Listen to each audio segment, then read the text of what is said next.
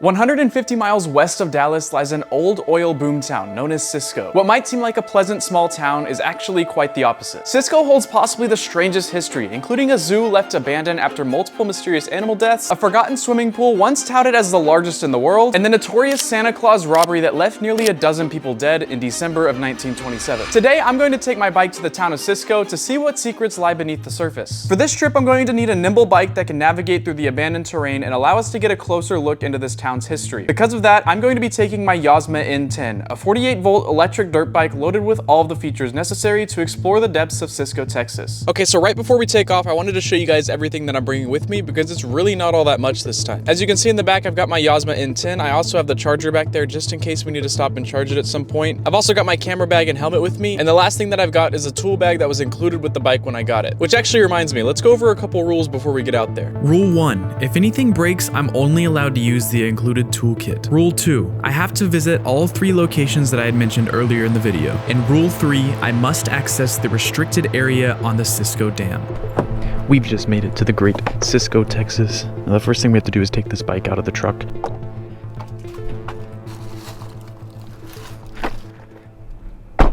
There she is, the beautiful Yozma IN-10. I've been having so much fun on this bike recently. I think the first thing that I want to do is go ahead and explore this outer section that they've kind of converted into a little park. And as we do that, I can tell you guys a little bit about this place, especially the town of Cisco, just so you get the backstory as to why all this was built and why all this is basically gone now. In the year 1920, oil was struck about 20 miles outside of the town of Cisco. So as you might imagine, it created sort of a boom town in the area. And with the surge of population, they also needed a few things. One of which was more drinking water for the people that were moving in here. So the easiest and obvious solution was to build a reservoir for the people. In the early 1920s, they started construction on this dam that you can see right in front of me. About 5 years and a few $1 million later, the dam was complete. And everybody was so excited that it was finally completed that they actually had a gathering of about 10,000 people at the base of it. Around the same time, they also began construction on what is once known as the largest concrete swimming pool in the entire world, which we'll also be checking out here in a moment as well. They also ended up building a zoo, which is straight through the trees back here, that we're also going to check out. Okay, I think the first thing we're going to do is explore this lake trail.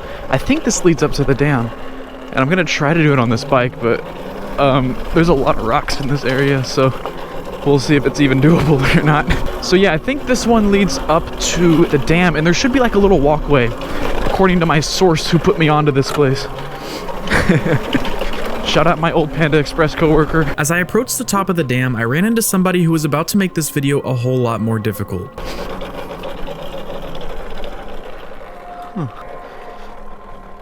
How's it going? Are you allowed to go down there or no? Okay, sweet. Good to know, thank you.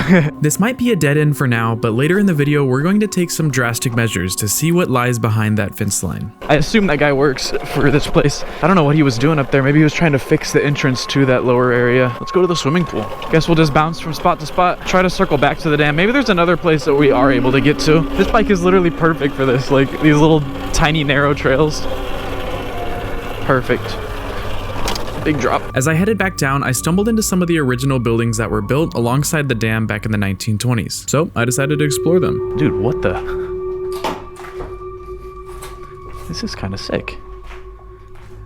There's a whole bathroom in here. I'm checking for snakes. I'm sketched. This is... What is this? Oh, it's a bathroom. They got a sink here too. That's not a sink, that is a toilet. I assume that's a shower. Yeah, closet. So this was a bedroom over here. Dang. Looks like there's another one. I don't think you can go inside this one though. It's basically the same layout. Looks like it has a little garage in the back, or maybe a second room or something. Let's see. Oh, it's not boarded up. This one's a little bit sketchier. I'm just watching for nails and snakes and whatever else. Got some nice appliances. This one's spacious. Yeah, it has an extra room in it. Painted green. That's so cool. That's how you know it's old. It's got the double screen door. You could park your car here or tractor or whatever else this was used for. Okay, the pool is just on the other side of there, so let's move on over.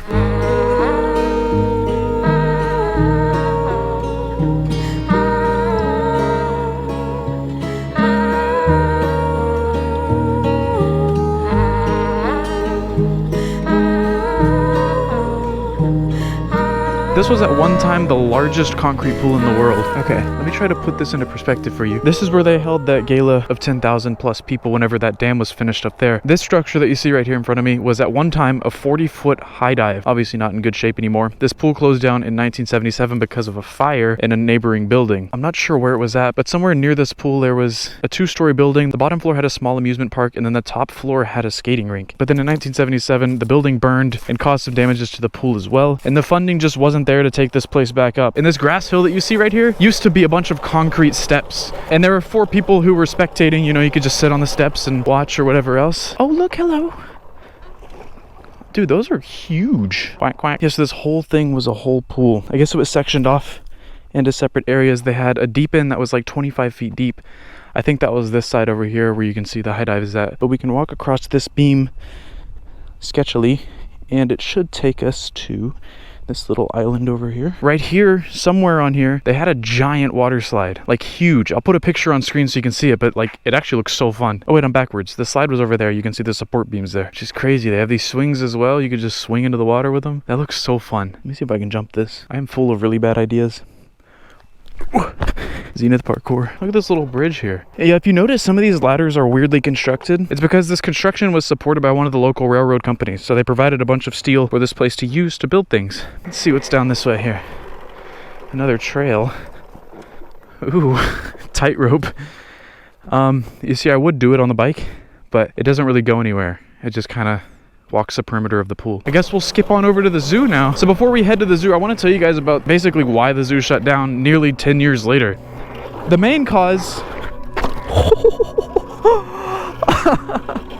That was close. The main cause of the zoo shutting down was actually a bunch of mysterious animal deaths. One of the most notable was a bear that had died to an apparent poisoning. Now, they never found out who poisoned it or what poisoned it. The bear just mysteriously turned up dead one day. What is this? A grave of sorts? Interesting. A little spooky. Okay. Anyways, so another reason that it was shut down is because of other mysterious animal deaths. This place was basically cursed. There were a bunch of deer that also turned up dead with no reported cause. Multiple animals had escaped over time as well, and that combined with a lack of funding led them to have to shut it down completely. So for nearly 100 years now, this place has been completely abandoned, but let's go see what remains. This trail kind of starts in the original pathway. You can see some of the chopped up gravel and cobblestone from the initial construction of it. That sign said zoo, but there's a bunch of steps. Maybe this leads to the same spot. Let's see. Yeah, I have no idea where I'm going. I think it's like up this way.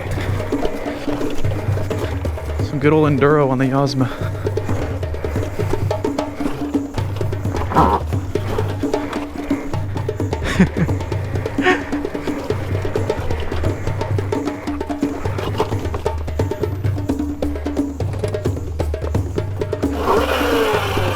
Might just have to manhandle the bike up here. Getting down's gonna be almost harder, I feel like.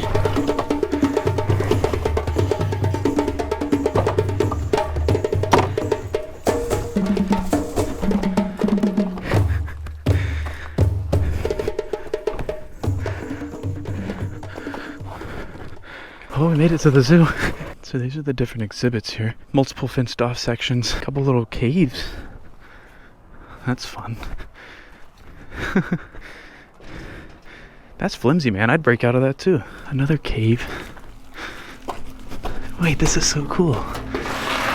With the ruins a bit weathered, it was hard to distinguish which exhibit was which, but after a little bit of digging, I found out that this exhibit belonged to the bear that was mysteriously poisoned less than a decade after its arrival. Kind of neat to see like everything's still here, as much as it could be for 100 years old, but like the original steel that they used. This is kind of a small exhibit for a bear. I think it was just this little area here. Oh, this is another exhibit below me. Oh, there's a upper section as well. Well, let's start going. While following along the trail, I ended up stumbling into more cottages, but this time there were several of them. Looks like this one was also hit by a fire. Everything's charred. You can see on the wood here. Wait, there's multiple more. Yeah, see another one back there. There's one over there. This one's huge. It's got an overhang. Make sure I don't get lost. I feel like that would be pretty easy out here. Let's see. Whoa. This one seems a little bit better constructed. Another one behind here. Another one over there. These just go on forever. After exploring what was left of the zoo, I began heading back down the trail, and I figured that this was a great time to really test this bike out.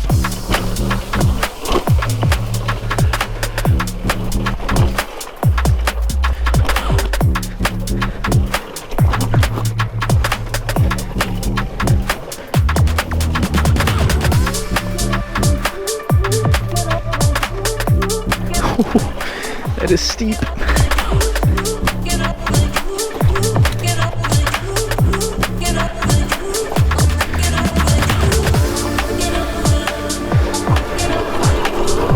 Ooh-wee. Oh my goodness. That was like some Ertsberg rodeo level riding right there. Okay, so I was actually just about to give up on the idea of crossing the dam, but I might have found a way to do it. This part at the top left is where we tried to cross initially, where we ran into that guy. But if you remember at the start of this video when I did the intro, I was on the other side of the dam, which means that there's probably an access point on that side that isn't connected to this water supply place, which means it might be possible. So here's the plan. I think I'm gonna get all of my stuff ready to go, load it up in the truck, and then I'm gonna head out to that dirt road that I was on before, take it up and go across that hillside, which the trail ended up kind of leaving off if I remember correctly, but I can hop on there and get to the other side of the bridge, but I might get chased out of here. So that's why I gotta get the truck ready to go, so that as soon as I get back, all I have to do is throw the bike in the truck and then we can go to the next spot. Suiting up for round 2 of this. I really want to get up there, dude. Man, I've seen some pictures of this place when you go up on the dam and walk on that little underpass ridge thing, and it looks so like dystopian. It's so cool. That's why I'm so eager to like get up there, and I feel like I have to do it. It looks like a path for trucks almost, which sketches me out a little bit. Okay, looks like an old picnic table over there. I think that's from the original building, but it's okay. We're past that. We're no longer sightseeing. We're on a mission. A mission to cross the dam through a bunch of cactus fields. Okay, it's getting a little bit more vacant the further we go. Is this gonna take us anywhere? Okay, we gotta get up there. I think if we go around this way, do some more enduro off-roading, we should be able to get there eventually. Okay, here's a little creek here. We'll follow it up. We need to get on top of that hill up there. Once we're there, it should be a lot easier to find out where we're supposed to be after that. This is like a whole creek here. Let's see. Break that off. Oh, I don't want to get muddy. Step through here. Try not to do a burnout in the water. I'm gonna drop the power actually, so that I don't spin the wheel on accident. Oh, it just rained yesterday too, so this is not ideal. We might be on the wrong side of the fence here. Yeah, looks like there's a small path goes up there. These are huge thorns too. That will leave my tires in shambles. After considering my options, I decided this route wasn't a good idea. One thorn could leave me dragging my bike miles back to the truck. So I looked at a satellite image and found another way up. Take it back this way. Follow the fence line and see if we can get on the other side of it somewhere. Maybe we can find a cut through of sorts. Ah, see, that whole area is fenced off. When I looked at the Google Maps view, oh, I was gonna say, it looks like there was an old road that connected. This might be that old road. Oh, I should have hit the gym before this, holy. Let me walk it up. I guess we'll keep going through here. Okay, that's good news. So that's where I'm at right there. The dam is that road right there. So if we continue up here, we can take a left and it should take us straight there. I haven't tested the max range of this bike yet, but that's at least a couple miles. I did not know I was gonna be doing some cross country on this sucker. Oh, that's it. Hey, the gates are open.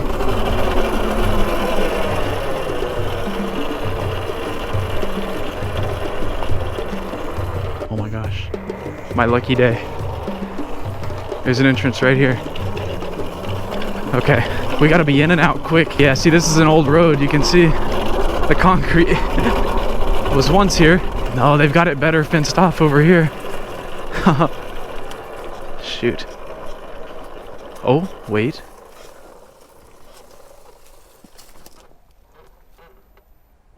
Okay, here's what we're gonna do. Gonna do the old footpath. I feel like I should clarify this part. The goal isn't to ride just on top of the bridge. That would be too easy. This particular dam has a unique hallway that runs all the way through the middle of it, and that is where we're trying to go.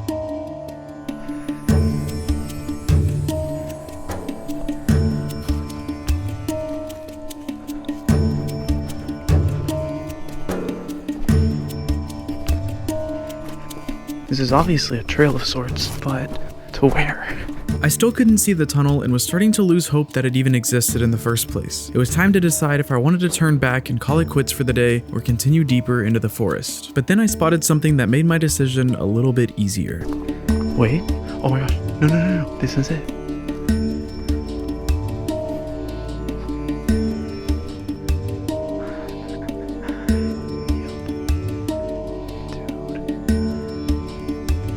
This is like so dystopian. Vines growing on the wall. everything. Oh my God.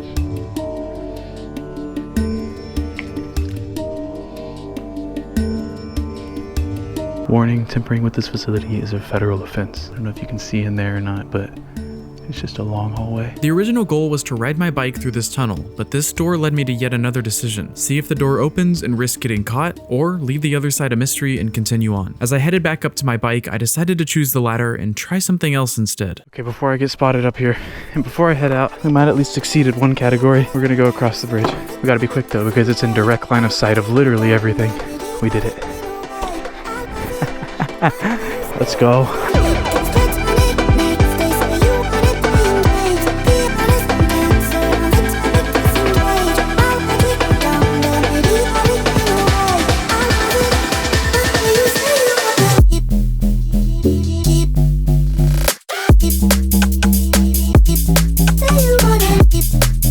All right, let's get out of here. Yeah, such a cool feeling.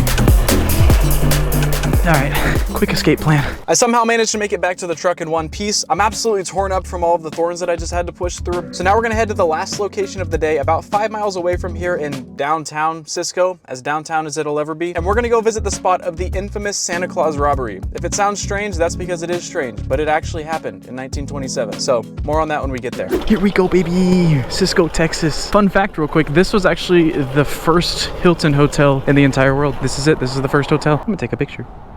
Let's go ahead and set the scene real quick. Imagine the day is December 23rd, 1927. You're an average guy born in Cisco, moved to Weatherford, possibly an ex-convict, and you want to rob a bank. To set some backstory, at this time in Texas history, there were a bunch of bank robberies going on. So the US basically said, hey, if you kill a bank robber in the act, we're gonna give you what would be, in today's money, about $85,000. So as you can imagine, these people knew going into this heist that this was gonna be a big task. There's gonna be people on them. December 23rd, 1927, Henry Ratliff, I believe was his name. He and a couple buddies drove up here and he dressed as Santa Claus because nobody would bat an eye, obviously, right? See that building that says CarQuest? That's where the bank was. And there's a plaque on the building. His friend had dropped him off a couple blocks down in front of me here and then basically said, hey, I'll be your getaway driver. I'm gonna come pick you up on the alleyway next to the bank. The driver drove up here and parked his car right here in the alleyway, and the plan was for Ratliff and the guys, after they robbed the bank, to run out this backside, get in the car, and they'd peel out of here. Unfortunately, it didn't go that way. So Ratliff came walking down the street. There were kids coming up to him, talking to Santa, all this stuff, and he was really nice and friendly to them all. And then he gets to the front door of the bank, walks in, goes up to the bank teller, and there was, I believe it was a mom and her little daughter had also come into the bank, and then that's when they took the pistols out and held everybody at gunpoint. So they had, I believe it was 9 hostages inside the bank, and it became the biggest robbery in Texas. I believe they stole $12,200 in cash plus over $100,000 in securities of sorts. Let me loop back around so we can follow the escape route as well. So once they get the money, they look outside and the bank is completely surrounded by officers. So they had no choice but to go outside, and contrary to what you might think, they did not have their hands up. They had all of the hostages in front of them as they exit the bank, and a shootout occurred even with the hostages, leaving, I believe, 2 of the hostages were injured and 1 or 2 of the officers were fatally shot as well. There's a plaque on a bench over here for the sheriff who was also killed here. The guys ran out of the bank, they get in the car, and they peel out right through the crowd of officers and everything like that. Then they take a right on this main street and they go down this road, and all the while they're doing that, they're tossing nails out the back of the car. Now this is to obviously flatten the tires of the cop cars that are chasing behind them. And at some point, they realized that they were out of gas, right? What a great time to be out of gas. So what they did is they ditched a car and stole another car, kicked the people out of the car, like GTA, literally, and then continued driving this way. A couple miles from here, they ended up going east, which was at the time just like a pasture, a prairie, something like that, and began running on foot. And multiple times throughout this entire encounter, they're getting shot at. It's like there's police officers on them the whole time. Eventually, they make it to the tree line and lose the officers, but just for a minute. The officers lose sight of them for just a couple days, but then a few days later they get another tip because the fugitives had decided to steal yet another car. So this is their second car that they've decided to steal. The car was being driven by a young kid, and his dad was in the passenger seat. I guess he was learning how to drive or something, but they kicked the dad out and forced the kid who was driving to continue being their getaway driver. And then the dad, who got out of the car, took out his shotgun and fired a shot. Unfortunately, the shot hit his own son as opposed to the fugitives. And from there, I believe they ended up ditching that car as well and continued back into the tree line where they survived off of oranges. Multiple days later, actually a week later, on December 30th, 1927, they ended up catching the fugitives. And Ratliff, aka Santa, in this situation, he was put in jail after he was captured in Graham, Texas, which is, I believe that's like northeast of this town. So they went south and then looped back up east and went north again. Once they captured him, they put him in jail and he pretended to plead insanity. So he acted insane in his jail cell for nearly a month. But then one day, the jailer had left the door to his cell unlocked, which was a fatal mistake because Ratliff ended up going out of his cell, heading into the office of the prison, grabbing a 6-shooter, and killing the jailer and violently assaulting another one. Now this other one that he was trying to beat up eventually turned the tables on him and knocked him unconscious and brought him back to his cell. Now you think, oh, the story ends here. Well, it doesn't. I'm gonna bring you back to the thing that I said earlier about the bounty that was on his head because of what Texas has said about the bank robberies. You know, we'll give you $85,000 if you kill somebody who was a bank robber. And so people still wanted their prize. The next morning outside the jail, there was a crowd of, some sources say 1,000, some others say 2,000 people.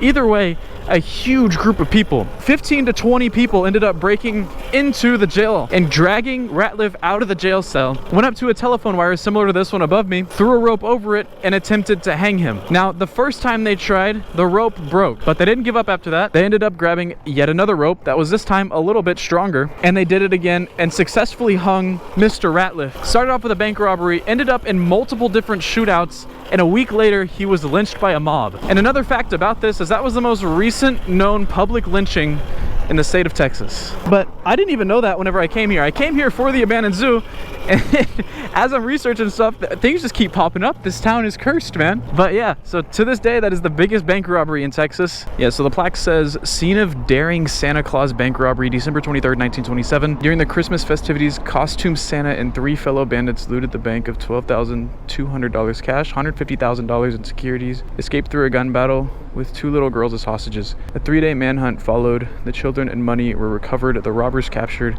6 persons were killed, 8 injured. Later, a mob lynched Santa when he broke out of jail. They still got all the stuff that a bank would have. I think the inside is just used as like a warehouse now, but they've got the depository box. They've got all the things you would need for a bank. That's crazy.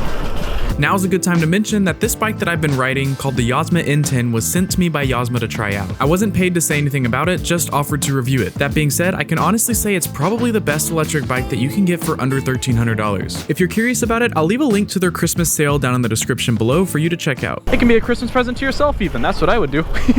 Thank you all so much for watching. I really do appreciate it. If you haven't already, be sure to drop a like on the video if you enjoyed it. And if you're new here, hit the subscribe button. I post new videos every 10 days. So with that being said, I will catch you guys in the next one.